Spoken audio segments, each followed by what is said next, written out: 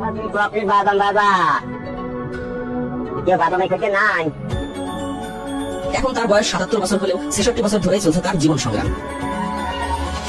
নিঃসন্তান ও জন্মান্ধ আব্দুল গফুর মল্লিকের এই বয়সেও নারকেলের নাড়ু আর বাদাম বিক্রি করতে হচ্ছে ট্রেনে চলে চলে। যখন তার বয়স মাত্র ১১ বছর তখন তিনি শিশু মনে সংকল্পবদ্ধ হন যে কখনো তিনি ভিক্ষা করবেন না। প্রথম জীবনে নিজেই নারকেল গাছে উঠে অন্যের নারকেল নামিয়ে দিয়ে যে কয়টি নারকেল পেতেন তা দিয়ে নারকেলের নাড়ু বানিয়ে বিক্রি করতেন। জীবনের একটি পর্যায়ে এসে উপজেলা নির্বাহী কর্মকর্তা সহযোগিতা নিয়ে গেলেন, সেটিকে তিনি বিনয়ের সাথে ফিরিয়ে দেন। তিনি কখনো চাননি দুহাত পেতে কার কাছ থেকে ভিক্ষা গ্রহণ করতে। জীবন নিয়ে যাদের শত অভিযোগ, প্রাপ্তি আর অপ্রাপ্তির হিসাব মিলাতে পারেন না, তাদের জন্য আব্দুল গফুর মল্লিক হতে পারে একটি সাহস ও অনুপ্রেরণার গল্প। ছোটবেলায় একদল ব্যবসায়ী তার পিতাকে বলেছিলেন ২ সিবারা কোরআন মুখস্থ করে ভিক্ষা করলে টাকার অভাব হয় না। সেই ১১ বছর বয়সেই তিনি বলে উঠেছিলেন, আমি কখনো হাত পাতা ব্যবসা করবো না। তিনি এখনো বলেন ও হৃদয় বিশ্বাস করেন, নবীর শিক্ষা করিও না ভিক্ষা।